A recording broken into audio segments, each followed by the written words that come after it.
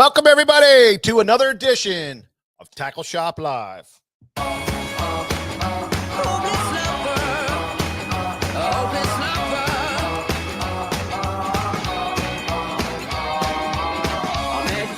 sunny day, right there you took my breath away. Young and pretty, was it just a dream? The next day you called me up, you told me I'm your little buttercup. Ed M, how you doing, buddy? Kaylin Heathco. Larry Shope's in the house. Joseph Castorino.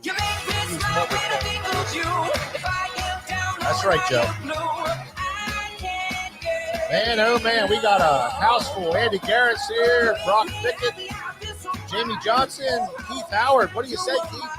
How you doing, buddy? Yes. Mike Hayer's here. Kevin Carpenter, how you doing? Ed Ranowski, what's up, Ed? Zoom Master 72, what's up, buddy? Glad you're back. Good to see you guys. Matthew Weimer, what's up, man? Appreciate all you guys. iRod's in the house, as always. Tammy. Cayuga Tammy's here. Carl Bunch. What's happening? Jeff Reed. Man, we got a big old crew stopping in. How's everybody doing tonight? Man, we have a great show for you again on Tackle Shop Live here at the headquarters, Susquehanna Fish and Tackle, home of sfttackle.com. Man, I want to thank everybody, George. I want to thank everybody for coming out for Smallmouth Saturday. I really wanted to get some people into the seminar for you, and I was worried. Well, you had to take the back of the tent down. And there was 3-4 rows deep, freezing to death. You know, it was too hot. Our profit margin went down because I had to pay everybody off. It was too hot in the tent, so we immediately turned the heat off. Yeah, and opened up the back wall. Oh yeah, and it was great. We filled the tent. Every seminar was standing room only. Yeah, every seminar was a lot of fun. I don't do too many seminars anymore, but I really enjoy them, and I had a great time. Had an awesome crowd. Yes, and you know it's 2 for 2. We had 2 of our signature events so far this year, both of which we had a great time at. We had a phenomenal crowd. We had just tremendous support from the industry, our pro staff, pros, and guess what? Yeah, we're not done. No, absolutely not. Logan Schellenberger, how you doing? Ken Wood, what's up, buddy? Good to see you back in Tackle Shop Live. Jerry Otto, Dean Resch is in the house. Steve Klauser stopping by. Johnny Kopp. Ooh, Johnny, he's down in Texas, I think. Whacking giants down there. Mark, how you doing? And Ron Abel's here. Jeff Riddle always stops in. Jeff, good to see you, buddy. Thanks a lot. Yeah, thank you guys so much for supporting Smallmouth Saturday. It was a great event. Hope everybody enjoyed themselves. We had a great time putting it on, as always. And as George mentioned, coming up March 9 through 11 is our last big sale of the year. That's our Cabin Fever blowout sale. But we have a lot going on during that sale. We have, now listen to this, we have Jacopo Galelli. He's a MLF pro, always catches them. Italian guy, super cool. He stopped in here when the opens were down on the bay last year, and we got a chance to chat with him for a while. And we just really like that guy. He's just a super guy. Well, if you've been following him, he comes over from Italy to pursue his dream of fishing professionally. Yeah. He was a super successful event planner, nightclub guy over in Italy. Yeah. Comes over here, leaves a good paying job. And I mean, the dude can fish. He's been winning and cashing checks. He won an MLF event on the Potomac River. Yeah. He's fishing the Bass Pro Tour now. And great guy. Based upon our conversations with him, his seminar is going to be, well, he's going to do a couple. Yeah, he's here for he's going to do a couple. He's here for a couple days, so he's going to be hanging around. We also have Brian Schmitz coming back. He's going to do first of all, Jacopo is sponsored by and is coming here courtesy of BKK Hooks.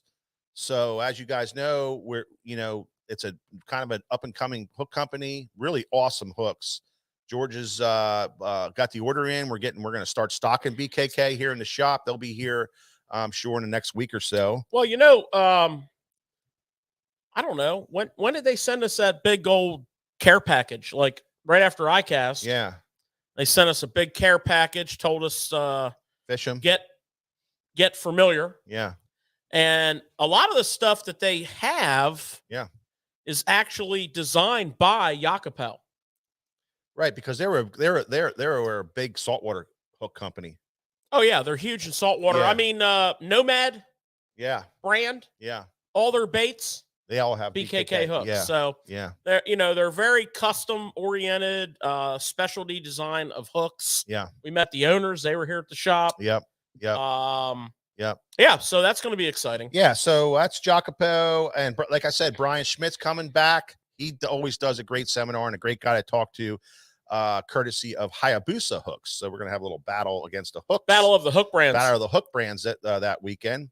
And then I'm excited about this. Derek Hudnall from St. Croix, courtesy of St. Croix. He's going to be here for the weekend. We had Derek on the show. We had Derek on the show. I don't know, a year or so ago. Yeah. And we had a great show with him. He is a really accomplished Elite Series angler. Yeah.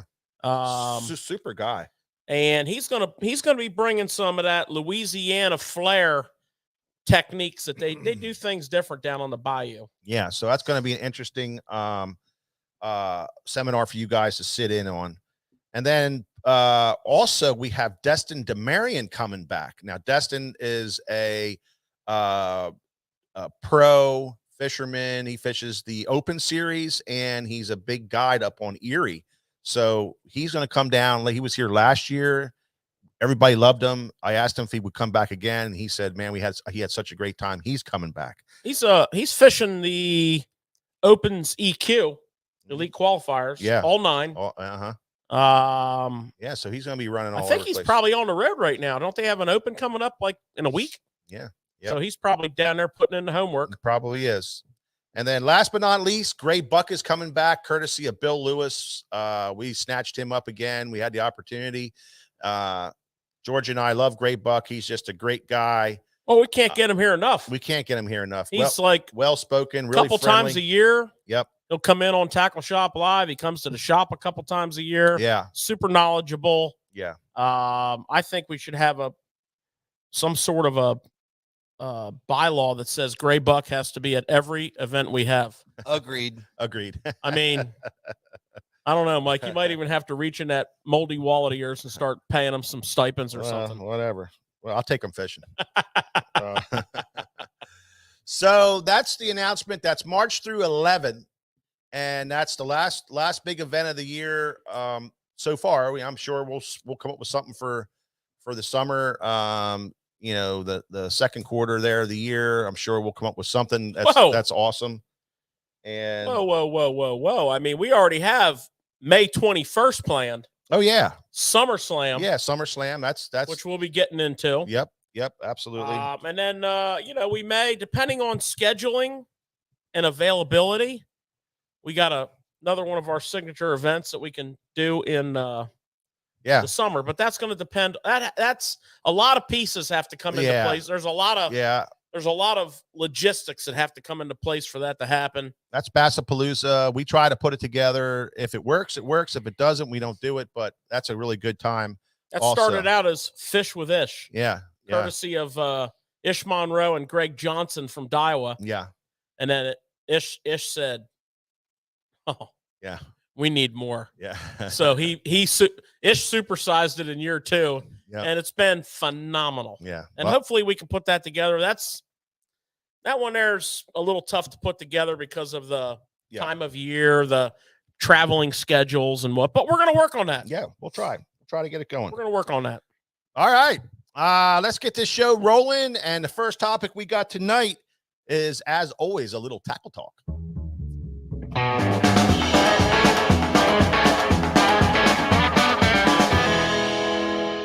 All right. Well, that's just my game. Well, we always do a nice tackle talk section here. And as always, we are going to bring it again. George, what do you got new hot right now? Well, before I jump in, yeah, I want to give a quick shout out. We have a beer sponsor this week. Yes, we do. Longtime viewer, Ed M. Yeah. He was the first one to sign on tonight. He from where he's from. Yep. Let's see if we can figure this out. He did. Angry Eric Brewing from, I don't know where they're from. Oh, wait a minute. Here it is. You're going to spill your beer. I never spill beer. I don't know. Look at him. Never. I saw you open a door one time with a coffee in your hand. They are from Newton, New Jersey. So, yep. Ed M., we appreciate, and Ed was here for Smallmouth Saturday and carried this in for us. Ed, this Angry Eric is for you. And by the way, it's very good. Oh, yeah. That's nice and crisp. Thank you, Ed M. Hey, Mike, is this Angry Eric related to Epic Eric? I don't know. Epic Eric's never angry. I'm glad we had Epic Eric and not Angry Eric on the show. So Epic Eric doesn't get angry, so I don't think there's any correlation there. Yeah. He's always a happy-go-lucky fishing dude. No doubt. No doubt. Well, Mike, what I got for you tonight is a little bit of a mix. A little off the beaten path, you might say. Would you say a hodgepodge? Yeah, the first thing I'm going to start out with has virtually nothing to do with bass fishing. Oh, okay. And it's a new series of rods from Loomis in their GCX line. It's called the GCX Light Series because a lot of bass fishermen also are panfish, crappie, perch, trout guys, seasonal. Yep. And this series of rods is pretty freaking awesome. This is in their GCX line. Now, they did an orange wrap to differentiate from the GCXs. Little split grip. Super light. This is this particular rod here is a 5.6 ultralight. It's not your typical big, moderate, parabolic bend. It's got some taper. Equipped with a really nice set of guides from a company called Sea Guide. Very, very nice. Yeah. Whole series of rods. I mean, I want to say we go from like 4 foot something to 7 foot in 6-inch increments in ultralight and light. So you trout guys, guys that are perch fishing, your panfish guys. We got a lot of really hardcore like bluegill fishermen that come in, fish for them big Magnum bluegill, crappie, all kinds. Whatever you like to do, light. Beautiful series of rods. You can check them out at sfttackle.com. Right? Oh yeah, absolutely. All loaded up on there. One of the things to go along with that, George, in Pennsylvania, that they're stocking 3 million trout this year. Now, hold on. Yeah. I think it's fairly well publicized, my opinion of the Fish Commission. So you're saying that they have elevated their game? They've ramped their game up in the trout field, and they are stocking 3 million trout this year, and they are extending the waters. In other words, they're adding miles of water to that they're going to stock. There's, they over the years, they've been shrinking down and shrinking down and shrinking down. Now they're going to go back. Good. Put a bunch of trout out there. So for all you trout heads, I'm telling you, it's going to be a great year in Pennsylvania for a great trout season. So, well, I mean, Pennsylvania's always been known for their trout program. They always been. I mean, they do up until what? 10 years ago when they had that kind of tainted trout problem. Yeah, which was not accurately reported. It wasn't. It wasn't Um, accurately reported. But anyways, I don't want to go down that No, path right. because my blood pressure is going to go up. I'm going to get in a real fucking pissy. Excuse my French. Oh, geez. I'm going to get in a real pissy mood about the man. Fish Commission. Beep. Where's my beeper at? Yeah, you need one of them. Toilet mouth. We need a tape delay. You know, I've been auditioning for the Pat McAfee show. Whoa. Pat McAfee's having me on for a spot, and Whoa. I've been trying to get it. You know what I'm saying? Yeah. But anyways, enough of that. But while I'm on the topic of G. Loomis, which is arguably one of the finest rod companies on planet Earth, there is a whole bunch of IMX, what I will call specialty rods. Yeah. You know, IMX is known for the old school MBR series, the SJR series. They're known for the, pretty much inventing the extra fast taper in a worm and jig rod. Yeah.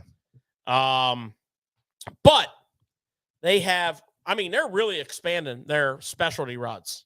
Yeah.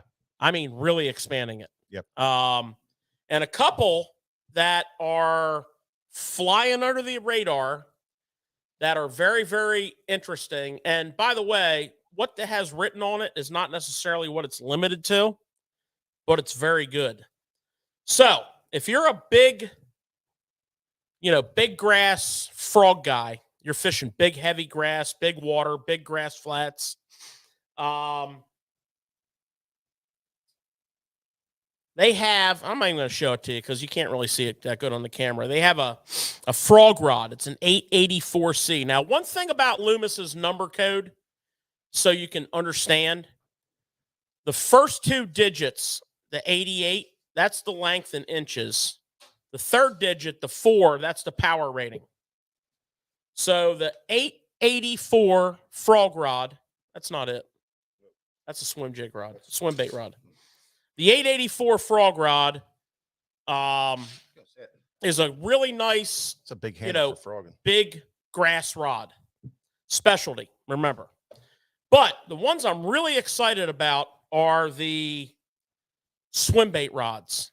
They have a 965, 96 inches long 5 power, and a 966 6 power, designed for your glide bait series, all kinds of glide baits, all kinds of swim baits. They're 8-foot rods. They'll handle, like, for example, the 9. That's not it, Mike. Give me the other one. I must not have grabbed it off the rack. Grab one off the rack for me, would you? Oh, okay. Grab one off the rack for me. I grabbed another rod I wanted to talk about off the rack. They have, they're big, long, full cork handles that are, so you can put them underneath your arm. Here comes one. So this is the 965. So this is a 2 to 6 ounce swim bait rod. So, it's covering the bulk of what most of us are throwing. But look at that handle. You can put this thing up underneath your forearm, while you're retrieving. You have that 8-foot length, that big double handle for slinging a big glide bait. Myself, I would put a 300 Tranks on here in the 5 gear ratio, which is going to give you the double paddle handle, tons of power. Of course, you can spool that up any way you see fit. I'm a 25-pound fluorocarbon guy, but, to each his own. So I'm really excited. They've been around for a few years, but we've never really highlighted them. The next rod I want to highlight for you, for all you big post-spawn and summertime crankbait guys, this is the 10XD rod. It's a 9. I can't even read it. 996. 996, 10XD rod, rated up to 3.5 ounces. So you can pretty much throw a wide range of, smaller to mid-size swim baits, 8XDs, 10XDs, big cranking rod, big handle, great rod. Yep. And I just wanted to point out a couple more rods for you. One of them is their bladed jig series. So they make a bladed jig series. Now you'll notice in some of their specialty rods, they change the color a little bit. But they make a bladed jig series that comes in 2 powers that are designed, for different situations. Not everybody throws a bladed jig in the jungle. A lot of people open water fish them. But so they make 2 different versions, 7'2", nice, comfortable roll cast size. Yeah, perfect size. Nice rods. And last but not least, and believe me, there's a lot more specialty rods in this series, but sounds like you're at a college lecture when you go through them all. This is the trap rod. And what's interesting about this, it's a 5-power rod with a moderate fast taper. So, I mean, it's going to handle your traps. You can rip them out of the grass. You can yo-yo. This is really a great rod. A perfect trap That's rod. A great rod. 7-1. It's going to handle, your full range of traps all the way up to an ounce, like that TN80 from Jackal. Mm-hmm. So I wanted to point out some of those rods because their numbering system's a little confusing. They have way too many rods in their lineup. A lot of them get lost in the translation. But Tackle Talk segment, we like to go and deep dive on stuff. IMX is the if you want to rate their series, so they have GCX, that's their standard graphite in Loomis. A pretty sophisticated graphite, but a standard graphite in Loomis. Then you go to IMX Pro, which is a vast series of rods. That graphite's been around for a lot of years. Well, it has, but not in this version. The materials have changed, the resins have changed. The sensitivity level on IMX is through the ceiling. You can't talk. I mean, you can't deny it. Then you go, of course, in Loomis, you go to GLX, then you go to NRX, and you go to Conquest. Topic for another day. So I wanted to point out, Mike and Nick and I were talking about some rods, and I wanted to point out some of the specialty rods from IMX. And, of course, my 2 favorite rods that you've heard me talk about countless times, Mike's 2 favorite rods, the old school MBR 843 and 844 are fantastic. Also IMX. And one thing you'll notice about the Loomis brand, and guys are commenting here on it, is the attention to detail. Number one, the quality of the cork, the quality of the fit and finish. It's second to none. They just do a great job with that. But everything is, if they have a specific rod to do something, they really think out all parts of it: the handle, the position of the handle, the balance of the rod, the tapers. There's some of the best tapers out there. They just do a unbelievable job with tapers. They really understand it from day one. They get it. So when you fish them, you'll find yourself saying, "Man, that thing feels really good in my hand." Well, it's the whole package. It's not just the graphite, how good the graphite is, although it's some of the best in the world. It's the whole package. It's the taper, how it balances, and how it fishes just becomes this rod that you just keep going to all the time. So there's a lot of guys who are scared to buy G Loomis rods, but it's like I tell them, you buy a G Loomis rod and you have it for many, many, many, many years to come. Many years to come. And George and I are fishing some of our original 843s and 844s that are 15, 20 years old. I mean, they're some old rods, that we're fishing, and they're still just as good as, I don't think I'm missing anything with it. So very, very good quality stuff. Yeah. I mean, a lot of rod companies today are doing a phenomenal job. I mean, you can take your pick, the blank construction, the various, like types of graphite that they're using, you know, from graphites that are known for extreme lightweight and strength to graphites that are known for, you know, more of a durability, and the blending of them together and the resins that they are created with, and just a very intense process. A lot of these companies are really putting out some technologically advanced stuff, but back it up to the very, very beginning. First there was Fenwick, and then there was Gary Loomis. Gary Loomis, when he owned Loomis, pioneered a lot of the techniques that have created the whole industry, and other companies included have just. Well, it's a story. One of the stories that they talk about is when he was making these rods, he was trying to figure out a way to do what he wanted to do, and there was no machines out there to do it, so he built the machines.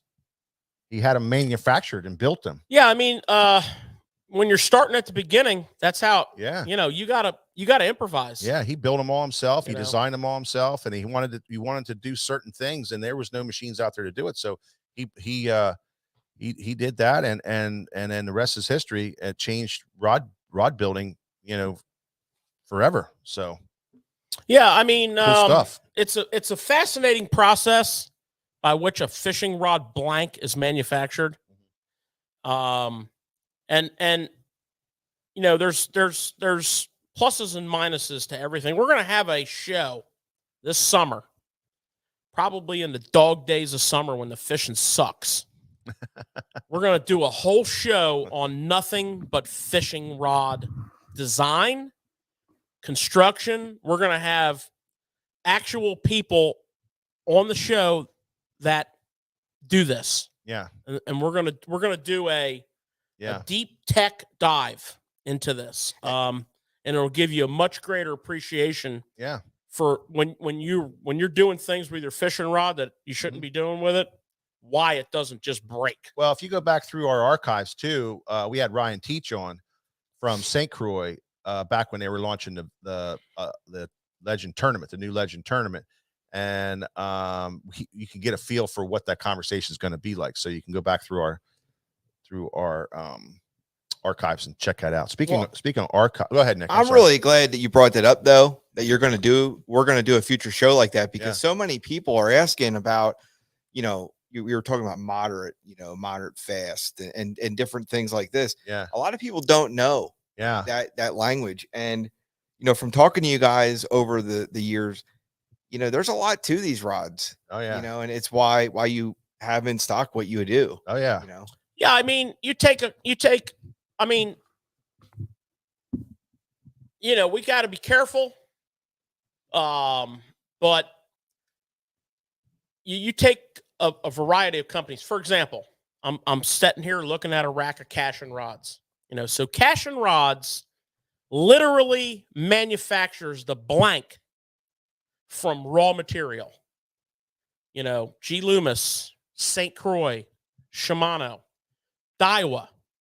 You know, these companies own their own manufacturing facilities, and there's many, many more. And the reason I say you got to be careful, because a lot of companies don't. A lot of companies have their blanks and their rods built by somebody else. Not anything wrong with that, but there's a certain amount of restriction that you have in that that way of doing things.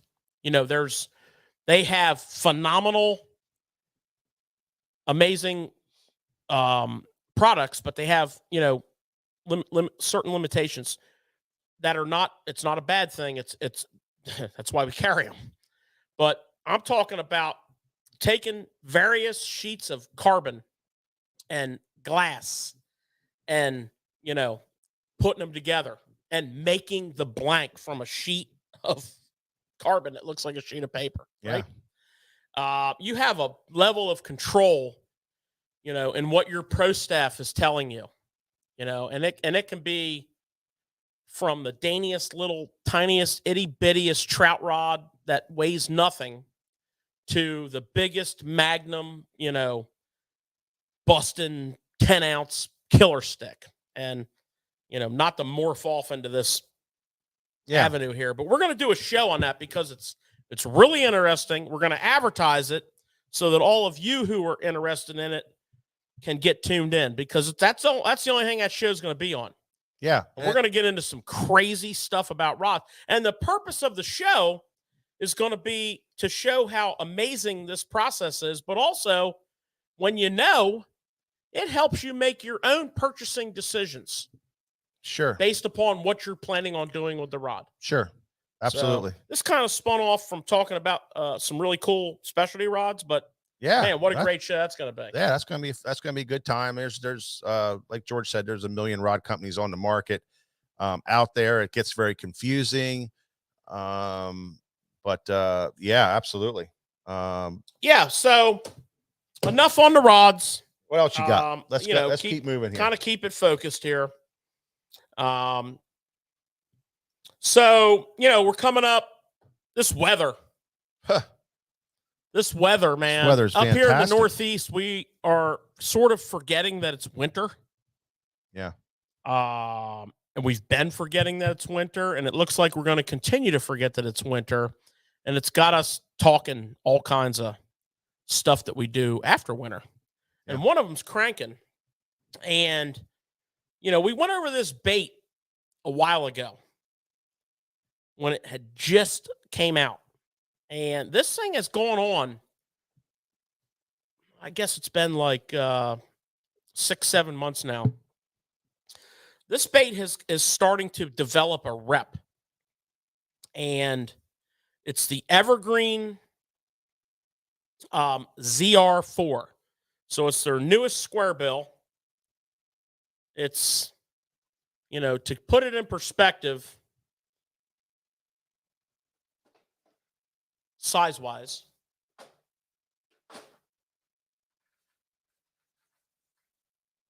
so here's your traditional 1.5. Okay. I'll try to do this without putting any hooks in my hand. There's your traditional 1.5, and here's your ZR4. So it's kind of like a half step between a 1.5 and a 2.5. It's a really nice mid-size. No rattle. Okay. Your Strike King 1.5, which we always speak highly of. No rattle. Comes with a freaking awesome set of hooks. And color schemes, of course, you got your Clearwater crawl color. Got your shads. All kinds of shads. Any crankbait company that brings out a line of crankbaits is going to have you covered from spring through spring. There's more of a matte finish crawl, a little bit of a opaque, more of a dingy water crawl. And of course, where would we be without red? Got to have your red. Right? Bluegill. Little sexy bluegill color there. So the ZR4 from Evergreen, Evergreen launched in the U.S. They are distributed by Daiwa in an effort to get their baits into the U.S., which is great because obtaining them when they're Japan only is quite difficult.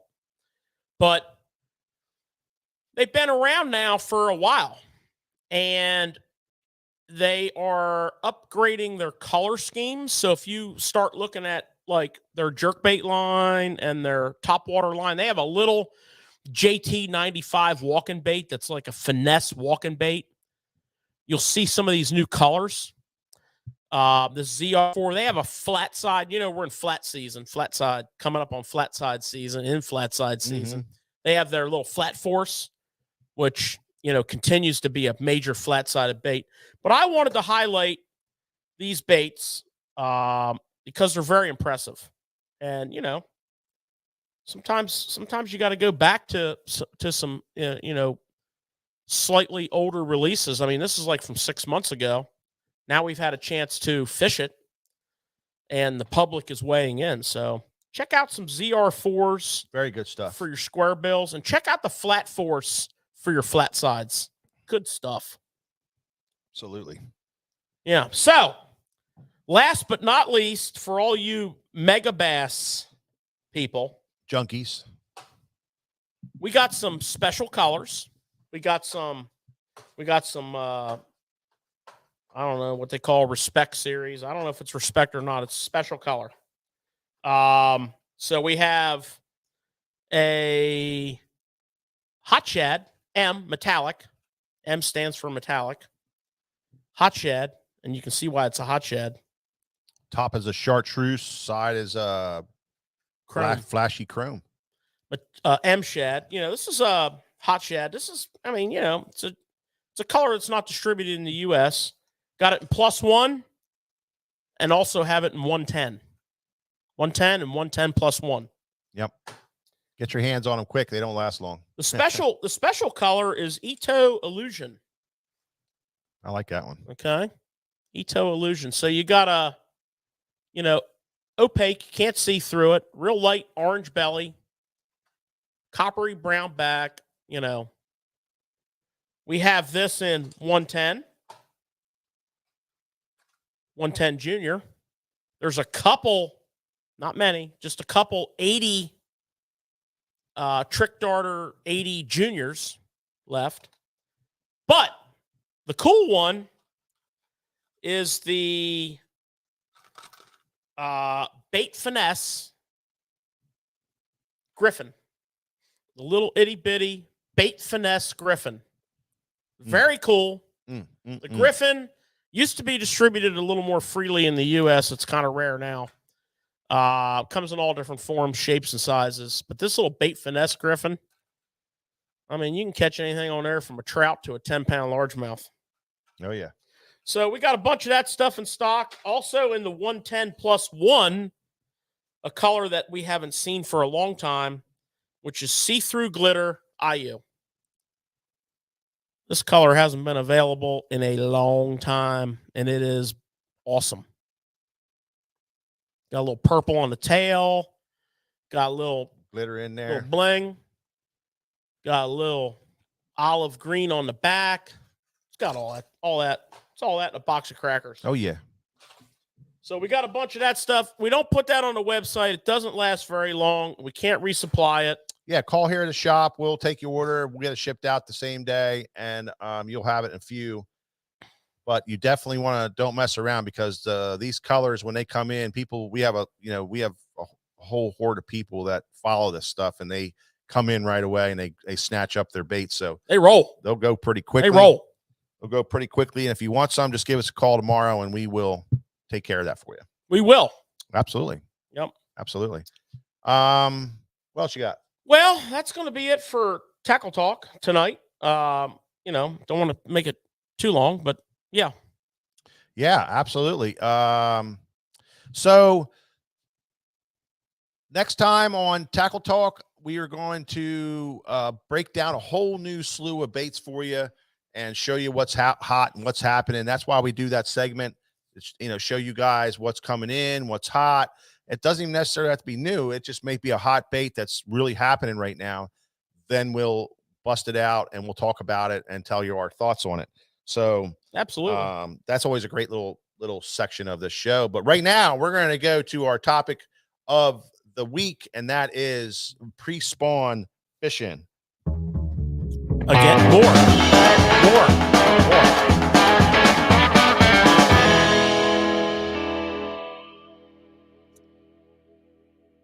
Yeah, in this show, we're going to continue our pre-spawn talk. Last week, maybe 2 weeks ago, we started talking about some early pre-spawn, what to look for, what baits to throw, how to handle it, how to handle the situation. Now we're just going to continue that talk through. And I thought we had George come up with a good way of talking about it. Yeah, so the concept is we're going to talk about some, major key pre-spawn techniques tactics, but we're gonna give our own little spin on them. So, cameraman Nick's gonna weigh in on various techniques that he does on his lake fishing. That he's a big lake guy, big reservoir guy.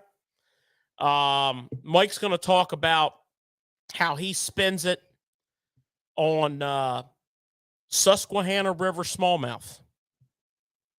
I mean, doesn't get much better than Susquehanna River smallmouth. And I'm going to talk about, one of my most favorite places on planet Earth, and that's anything where the water flows in two directions.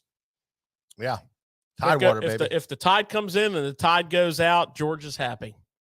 And, I was leaving the house this morning. I was going out through the garage, and I got my Skeeter in one bay, and I got the jet boat in the other, and they were looking lonely.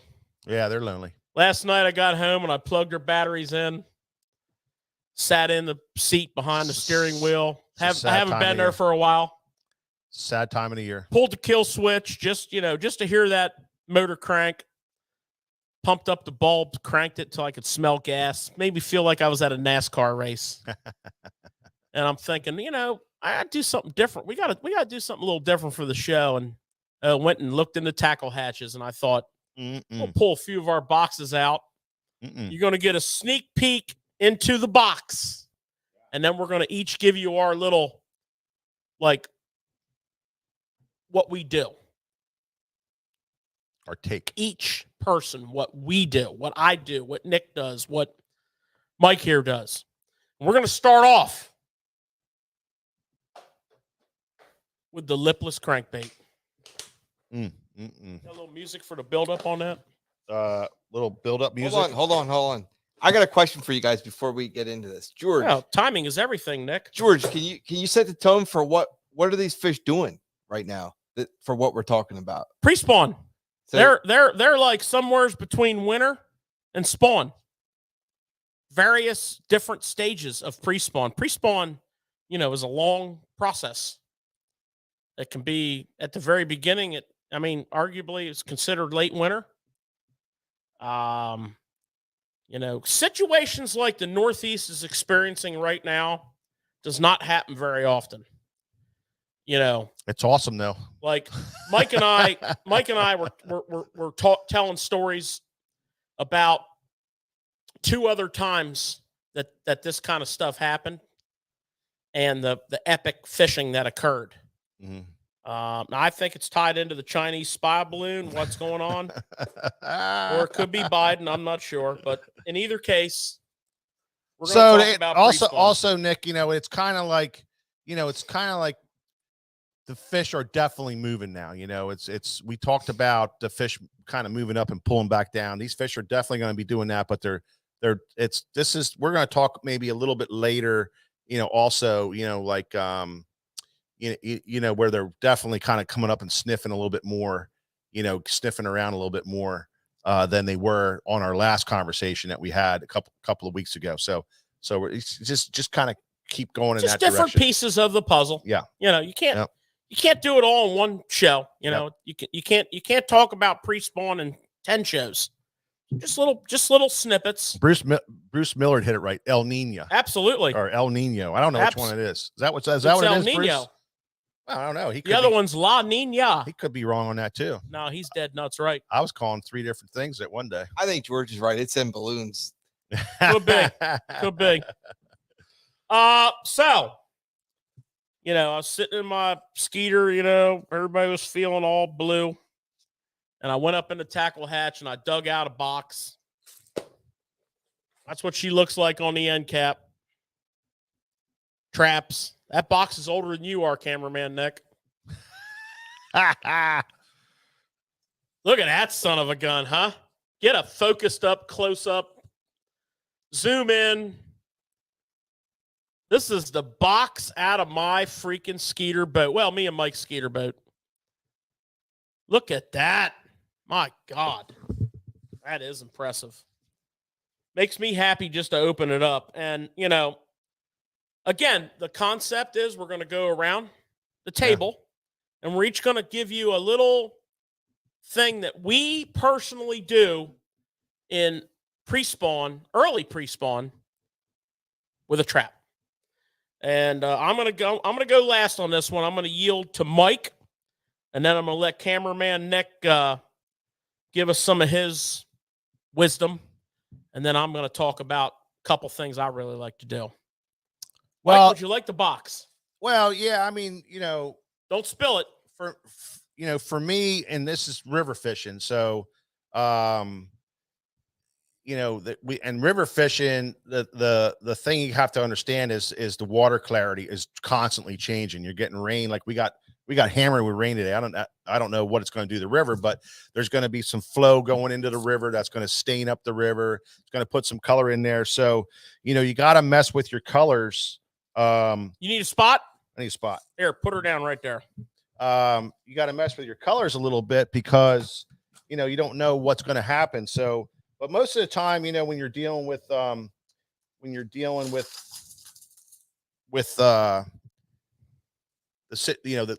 conditions we have right now, the river's a little bit colder. But on days like we've had, when you get those warm-ups, they're in a chasing mood. So it's not necessarily, you heard us talk about yo-yoing a lot, and we'll do that. And this is the time of the year where you got to start out with yo-yoing, but a nice steady retrieve is also going to be key. That steady, nice movement is going to be a great key for you. The yo-yoing is going to be a key for you to figure out if they're on that. Now, to get past that a little bit, where are you going to throw this thing? Well, these fish are near the wintering holes, and when it warms up, they'll start to pull out of these wintering holes, and they're going to go to rocky banks on the sunny side of the river. And for us, that's a western shoreline that really heats up a little bit quicker. And these fish will get on little points, little current breaks, and you can fire a trap in there and just do the steady retrieve back. This is the time of year, this is the type of weather that we're having, where I'll cast out and just do a steady retrieve back, not so much a yo-yo. But maybe in the morning hours, I might do it on the edge. I might yo-yo a little bit on the edge of the deeper water leading up to those rocky points. So I'm looking for current breaks, but it has to have rock nearby. And we're going to talk cranking also. You're going to hear me kind of talking about that also. But these fish will move right up on these little rocky breaks, but it has to have rock. It has to have deep water close by. I don't say it's easy, but it's a lot easier this time of year to really find them, because when you do find them, you can just look down the bank and go, oh Lord, look at all those little points. And it just brings those fish to those little points. They use it for feeding, because that's all they're doing is they're eating.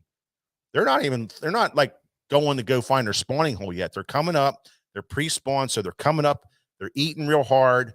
And then when it gets cold at night, they pull back down, and then they hang out. And then the next day they go back up shallow. So I'm maybe going to see me throwing and reeling a little bit more steady, but on those shallow rocky points with that little current break. And I'm going to work the current break into the slack water and out into the current, down river a little bit in the slack water, and let it swing into the current. And depending on the river level, if it's up or down, I might pull out to where they may be the first 5 or 6 feet in that current. So, that's what you got to figure out for the day.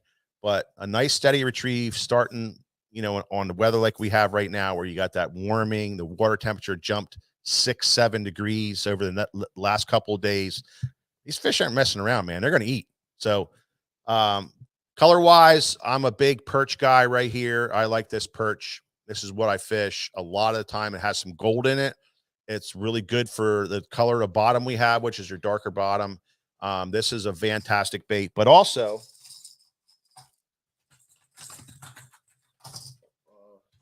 what are you looking for there, Big Daddy? Right there's a red one. Yeah, give me that red. Right there. Yeah. So anything red like this in the dirty water. Okay. Now this is a good one. And then also the Strike King has the one with the orange in it, the orangish red. These are baits where you're going to throw this in the dirty water, because I'm telling you, it's constantly changing. There's your Strike King you like. Yeah, there's your Strike King right here. It has a lot more orange on the belly of it. There's your Strike King right there. Look, it even has some skeeter carpet in it. So you know that's mine. No, the way I know it's yours is if it has a knot tied on it. Yeah, this one has a knot tied on it. That's yours. So, mess with color. Your shad, your minnow, not so much shad right now, because in the rivers it's minnows, it's shore minnows, it's little bait fish, that kind of stuff. But that has a green back like the minnows that are out there. I think that's why this thing works so well. And then your reds and mix up with your reds a little bit. And then of course you're just straight out bait fish color, which is more of a flashy. Yeah, this is it right here. Here's another good bait fish color that you throw a lot. This is your Spro Magic Minnow color right here. That's Wild Shiner. Yep. And then you throw that a lot right there. Depends on how you say it. I like to say Magic Shiner because it's magic for me. Oh, and then this right here, a TN70 Sexy Shad. Now that's a good minnow imitator also. So yo-yo, yes, because you still have some cold water in the mornings, and then in the afternoons when they pull off, and a straight retrieve is starting to happen right now, big time.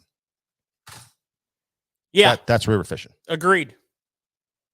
So, Nick, Well, what are you doing in your various lakes and reservoirs that you like to fish? well, right, and I know it's nothing for you to hook up and roll like 100 miles one way. Oh yeah, that's just you. Mike calls me a road warrior.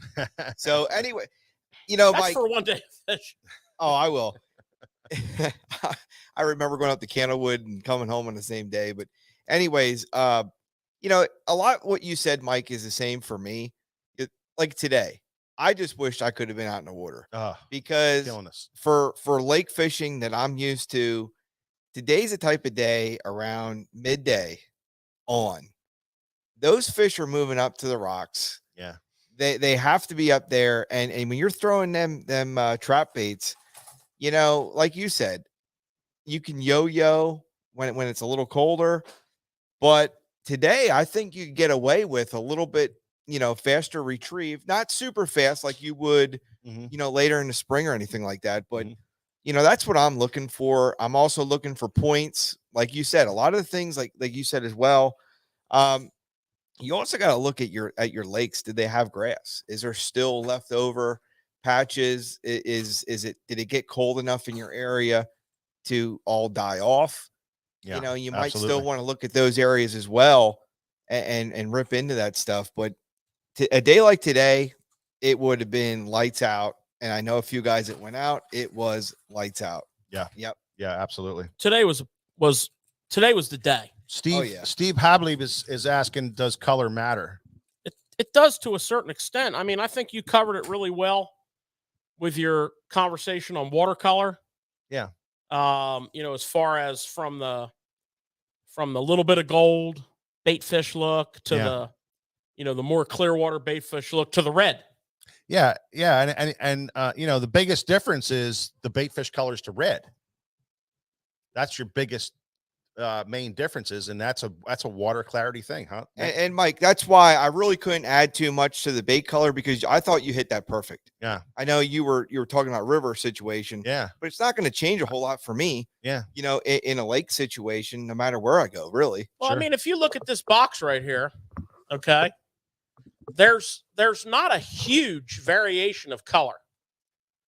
All right, now one of the things you have to keep in mind over the course of years, you're going to come into like funky situations like this guy right here. Okay. That's a unique situation. But I mean, basically you have naturals, chromes, some ghosty colors for really clear sunny days, and red. I mean, that's not all the colors or the only colors, and there's more in this box than that, but here's how I look at color. It's three things. I look at the sky color, I look at the watercolor, and I think about the time of the year, the forage base. So, I'm talking tidal water. The only time of the year we have really clear water is 2 times. We have really clear water in the winter when the water's really cold. Yep. And we fish the trap, but we fish it in a smaller size. Oh, that one there I can't show you. Well, it's not out on the market yet. Greg DePalma put a post up about that trap. It hasn't happened yet. So a smaller size, okay, compared to like a standard trap. So here's a 1/2 ounce rattle trap, the standard of the industry. Okay, that's your standard size. This is a 1/2 ounce also. Okay, so in that winter, really clear water, we're gonna yo-yo this trap exclusively on tidal water in wintering areas. That's not what we're here to talk about. Pre-spawn. So on tidal water, I'm all about the access to a channel. So if you can think about your water and you can think about a channel, every creek has a channel. They all go like this. Right? So think about that creek. Think about only that creek, not the river. So the channel runs like this and hits the bank. Okay, this is a giant mud flat. This is a wooded bank, steeper wooded bank. That's how you know the channel side. And it turns out, the channel turns in, the channel turns out. So that's where I am. The turn in, hitting the bank, turn out. And on these conditions like this, the trap is a deadly weapon because I can stair step it down that drop. I can crank, pause, let it flutter, crank, pause, let it flutter. Or what I really like to do, and you've heard me talk about it many, many times, is yo-yo, which is basically walking down the stairs. Pick it up, let it fall. Pick it up, let it fall. The other situation that arises is sort of to cameraman Nick's point. Some of these areas, the grass doesn't die. There's a lot of grass that does not die in the winter. It's greens up on these nice days. And For sure. that edge because that grass is deeper, and that edge where that grass falls off into a ditch or a gully or a channel or a little drain, a little old drain, a little old creek drain coming in, those fish relate to that. And I call it riding the elevator. 2-3 nice days, cold front, straight down. They don't have to go this way. They don't have to go that way. There's perch, yellow perch. They're all over the place right now getting ready to spawn. Millions of them. Yeah. And there's, different minnows and I mean, I don't even think Jacques Cousteau discovered all the species that are in that grass and on that drop. And a lipless bait, for me, is a major tool in that scenario. Not to mention, on the extreme warm-ups like we're getting, you'll get some crawdads that come out and start sniffing. Why is red and pre-spawn largemouth synonymous? Because of crawdads. Yeah. Okay. So if you're part of the school that says crawdads dig into a mud bank and don't come out until spring, you're in the wrong classroom. Yep. And hopefully your parents won't make you read your report. Well, they do kind of dig in, and they'll find like one thing they do is they'll find like the muckier bottoms, and they get in that leaves, the leaves on the bottom, and they don't dig in, but they definitely they crawl around, and they come out on the nice days. They do come out on the nice days. Yeah. And red, if you're a largemouth tidal water guy, which is what I'm talking about, you better have a lot of red. The other technique I like in the pre-spawn on these nicer days is I like to drag a trap. I call it worming. I cast it out. I let it hit the bottom. and I drag it with the rod, reel the line back. I just want to feel it. And if it snags into a little bit of that grass, I'm just going to pop it out of there. My setup for that is, what you might call a medium heavy, fast taper, standard issue, graphite rod. And a little bit heavier line, but not excessive. It's still cold water, maybe 12, maybe 15. Deadly technique. Yeah. And one thing about trap fishing, the way we're talking about trap fishing, you are going to get hung up on the bottom. Okay? Now, if you're fishing it correctly, your trap will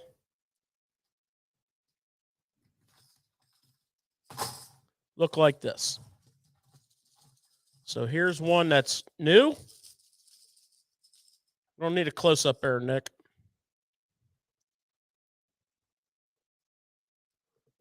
There's one that's new and one that's not new. You can see the difference in the nose. If you got paint on the nose, if the nose isn't all beat up, you're not fishing it correctly. That thing's all beat up. Paint's getting knocked off of the new one, too. So that's important. But my point is that bait is going to get hung up. You will lose very few of them. First step, do not jerk on the rod. No, then you are going to lose them.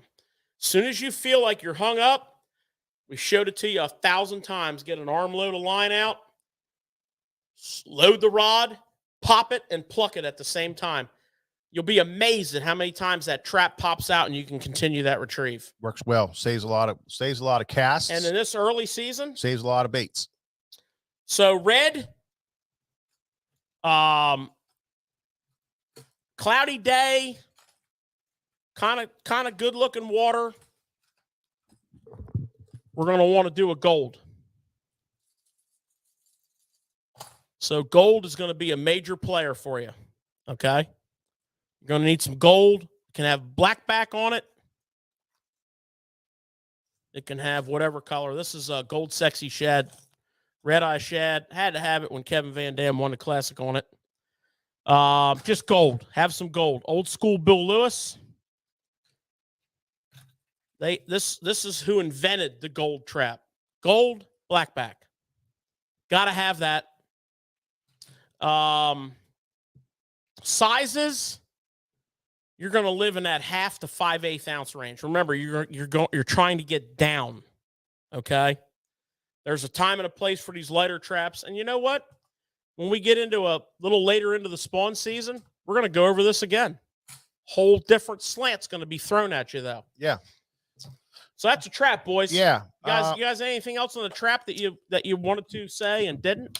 The only thing I had was we went over colors really well, but on really any bait, the only time I get away from like the colors you're talking about is if that lake or that particular body of water has a select color you must have. Well, that's that's anything. Yeah. And that our box is that's just our main box right there. We have another box that has Fire Tiger and has all these other crazy colors in there that we throw also for that, but also size. I mean, you're going to throw mostly the 1/2 and 5/8 is what George and I throw. And those body sizes are, they're not really huge. Somebody's asking here about 3/4 ounce. I don't really throw 3/4 ounce in the big rattle trap size. That's a big bodied bait until it warms up a little bit more. Gets a little bit warmer, gets in those that real high 40s and mid to low 50s. When they're eating a little bit more, they're eating harder, and because your bait fish that are around are big, so don't be afraid to throw those big baits. I don't throw them a lot, but that's the time I would throw it, is when you get in those 50s, which we'll talk about in our next progression in our next show. So, well, another circumstance for that 3/4 ounce trap, bigger profile, tidal water, is a little closer to the spawn of the largemouth. Right before the first largemouth would go to the bed. And that's most of your tidal waters have blueback herring run. Yeah, the herring start running. The herring start running. So that's normally that in the 50s, you know, when Right. that gets into that 50s and or a little later. or later. And those yep. herring are big, and those big fish. We're gonna talk about this. Those big fish get on them banks that are both pre-spawn and where the herring are spawning. The herring likes to spawn on hard banks, and man, can a big old 3/4 ounce trap. Yep, absolutely. I mean, you gotta have. We're gonna have to talk about hooks and everything for that. That's nasty. So that kind of knocks out the rattle trap bait, George. Now, what's another bait we throw this time of year a whole lot of? Well, I mean, we're Crankensteins. Yeah. So this box, as you can see, lives in the jet boat. This box lives in the jet boat. I got them labeled up nice, man. Yeah, right.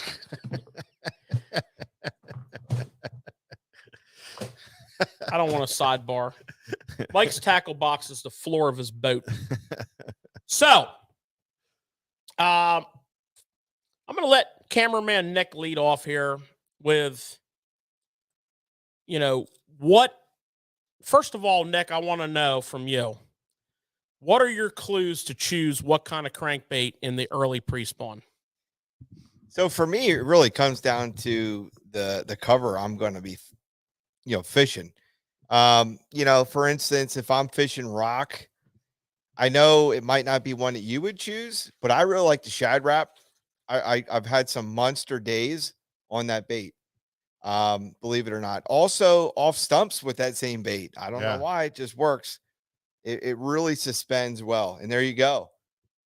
This is a veteran piece of equipment here, by the way. Is that Mike's favorite color right there? This is a X wrap shad. There you go. Killer. Notice the hooks on there. And last week, Nick, that's done for balancing that bait in 36-degree water.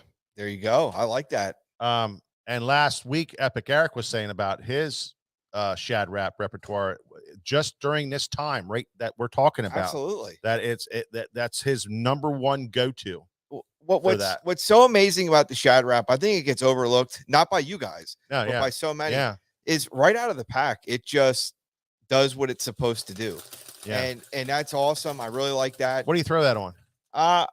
Believe it, I like to throw it on a spinning rod. Yeah, I was gonna ask. I do. A lot of guys do. I do. It all depends. It all depends how that day's going. Wind's a factor. Yeah. There's a lot of different factors in it. They're tricky to throw. That's why I said that. And it's not a bad thing to throw it on a spinning rod, but I would definitely go longer. Right. 7 foot, 7.2, 7.3 if you have them. Right. And with a little bit of tip action. And the thing I like about the shad wrap is you can make it do some things that other baits won't do. When you stop it, it suspends. And for me, that can create another opportunity for fish that maybe aren't, active. Absolutely. So that's something I'm really looking at with that. Now we start getting into wood and things like that. That's where I'm going into. George has a great bait there. It's got more of a square. I don't know if you can hold that one up, which Mike. one? It's right next to that one right there. Yeah. This is the Berkeley Fritz side. Fritz side. Yeah, the Fritz side is hard to beat, and everybody at this point should know that you need to have Fritz sides in your boat. Yeah. Fritz side, I don't know, man. They hit the nail on the head with this thing. This thing is absolutely phenomenal. It's got a great action right out of the box. You're exactly right. And that's a bait, Mike, where I'm going to use it when I'm just going down a bank that has rock that I want to bounce off of. If it's got some wood to it, that's just a great bait for me. Yeah. Yeah. So my question for you, Nick, in this early pre-spawn, you might even call it late winter, what is your line weight and are you doing anything different with like your setup? That's interesting. With the shad wrap, I like to use probably 10-pound with that. I know you guys probably go a little bit lighter.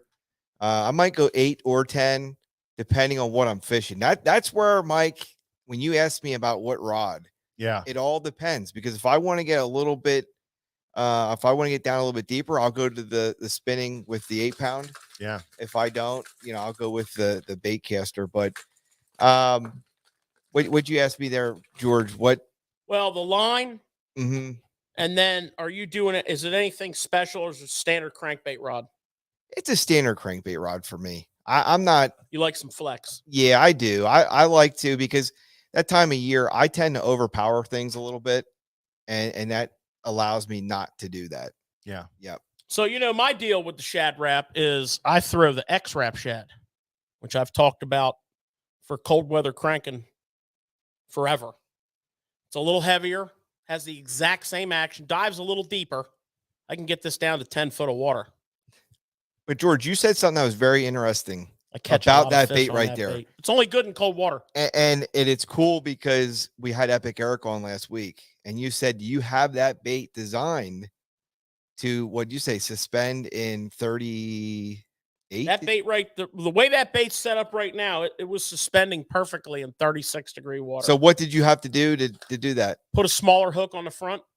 Nice. One size down because it was sinking. Right. Which is not necessarily a bad thing, but wasn't the desirable effect. Andre asked if rattling or silent frit side. Either. I'm not big. I don't look into that too deep.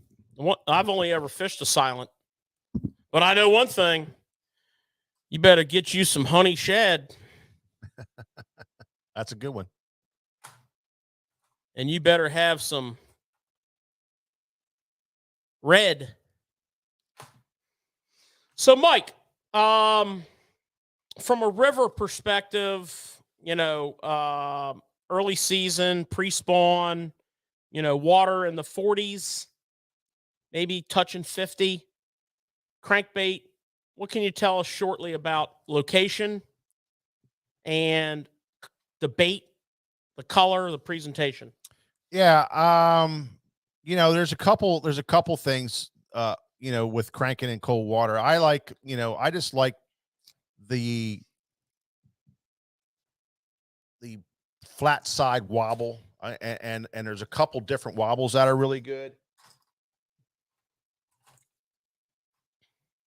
There's the Chick Magnet from Strike King. Now, this one, if you look at it, it looks a lot different than a lot of the flat sides that are out there. And I'm telling you, this thing is totally wild. I mean, this thing is blop, blop, blop, blop, blop, blop, blop, like this. A lot of body roll in this thing, and flashes real hard. Again, color, super simple for me. Crayfish colors are really starting to come into play at the end of the period that we're talking about. Crayfish are really starting to come out by then, but we're also throwing your reds for your stain water, dirty water. I don't care what the temperature is. If it's stained or dirty on the river, you start throwing red. You throw it all the time, and you'll get bit on that. This is a coppery kind of color, kind of a dirty water, great little dirty water color. But at the same moment, George had the bait out there, that honey shad. In the frit side, just catches fish. It's a really good fish catcher. And the red. You can do and the red. So all these baits right here are going to play. Just because they're smallmouth doesn't mean, largemouth and smallmouth, they're kind of eating the same stuff. So a lot of this stuff, if I was going with Nick fishing and he invited me to go along, which he never does, I would take this box along and I'd fish these baits right where Nick's fishing, and I'm not afraid of that. I'm sure Nick is throwing these also in that situation. Don't get crazy, guys. Don't get crazy. Now, over time, you're going to want to try things, and over time, you're going to have a day on something stupid, weird, it's going to happen. We have a color that is, this is called hog pen or Cellmate. yeah, that's it. Depends on where you're from. This is Cellmate in a color that, you know, you're going to have a day on this. You're going to have a day where it's just crazy, you know? So, you know, it's what we learned over the years, but don't get crazy on it. Just start out with some reds and some shads and some crayfish. There's one bait George didn't dig out. I don't think he has it with him. Yeah, it is back here. Is the Fire Tiger Bomber for the river.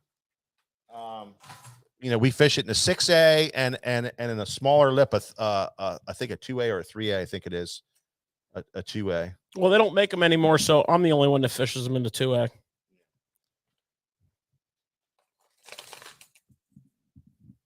But this guy right here, this Fire Tiger, is another one that I fish on the river when it comes to crankbaits in dirty water. This is a must-have bait. Now, when George's going to start talking, I guarantee you with tidal water, he's going to talk about this also as a bait that you got to have. This is a bait that goes along with your reds. It's just that little bit different. Again, it's not a lot of baits. It's a couple of bright colors and a couple of shad patterns and maybe a straight up